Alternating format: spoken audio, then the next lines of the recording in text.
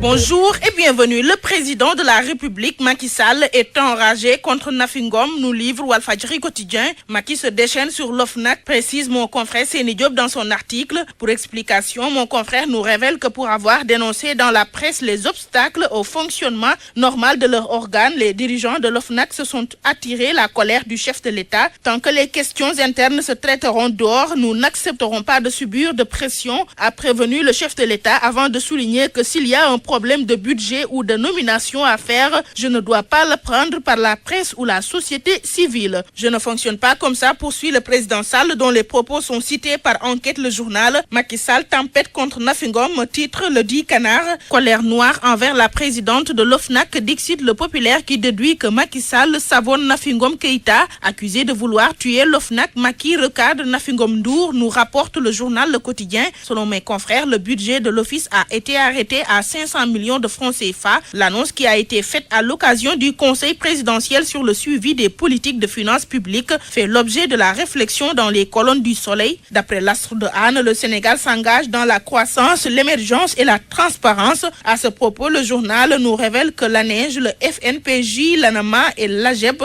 seront supprimés et par la suite, l'emploi des jeunes sera confié à une grande agence. Ainsi, Macky résume l'emploi, commente Sud Quotidien. ANEJ, FNPJ, AGEP et ANAMA rayés de la carte, renseigne le populaire. Walfadjri quotidien nous parle sur un autre registre du dossier du plan Jaxaay. Sous la plume de mon confrère Pape Ndiaye, les minutes de l'audition d'Aïda Ndiong sont relatées. D'après l'auteur de l'article, Aïda Ndiong a failli craquer face aux enquêteurs qui l'ont entendu sur l'affaire dite du plan Jaxaay. Dans ce dossier libellé Aïda Ndiong et compagnie, Libération chiffre 20 milliards dont il est question. Et pour ce cas de figure, l'AS nous informe que le procureur vise le détournement de deniers publics, faux et usage de faux et complicité. Par conséquent, le chemin de croix se poursuit pour Aïda Ndiong, Aziz Diop et compagnie, selon le populaire. En effet, leur garde à vue a été encore prolongée, signale la Tribune. Aïda Ndiong et Aziz Diop en retour de parquet, précise l'Observateur. Le juge traque des informations complémentaires, ajoute Direct Info. De son côté, la défense veut plus de temps pour s'organiser, écrit Vérité du jour. Dans sa parution du jour, Walfadjri quotidien fait état de 2 soldats sénégalais tués parmi les membres du contingent à l'extérieur.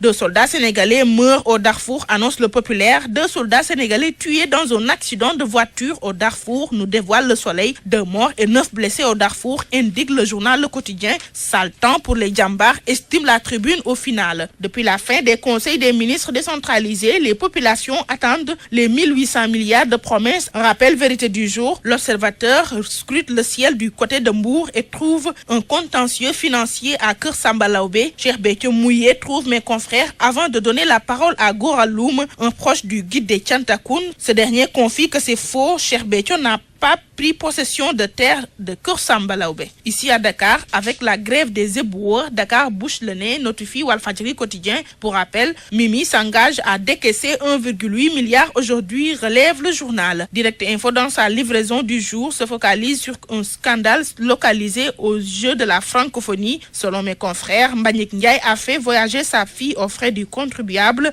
Pire, il le récidive avec son gendre à l'Afrobasket d'Abidjan. Dans la capitale ivoirienne, L'As quotidien y reste et nous confirme qu'en séjour en Côte d'Ivoire, Wade crée un profond malaise dans son parti. Pour cause, beaucoup de responsables du PDS sont très remontés contre Maître Abdoulaye Wade qui, pour son voyage, n'a appelé qu'une poignée de responsables pour les tenir au courant et les inviter. Partant, la politique s'invite dans les colonnes de Sud Quotidien. Le Canard qui voit une croisade contre la réélection de Macky en 2017 annonce la création du mouvement Makofal Makoy Foli. En parlant d'élection, le journal Enquête nous fait le compte-rendu de l'élection avortée du président du conseil régional de Thiès. Le gouverneur de Thiès, qui n'a pas été au rendez-vous, a fait foirer le coup des 70 élus régionaux qui se sont réunis. D'après le journal, Benno Bokk Yakaar a volé en éclats au moment où le PDS et Rewmi sont à l'affût pour un avant-goût électoral. Alors, le duel à distance Wade-Macky-Idi a été reporté au 27 décembre,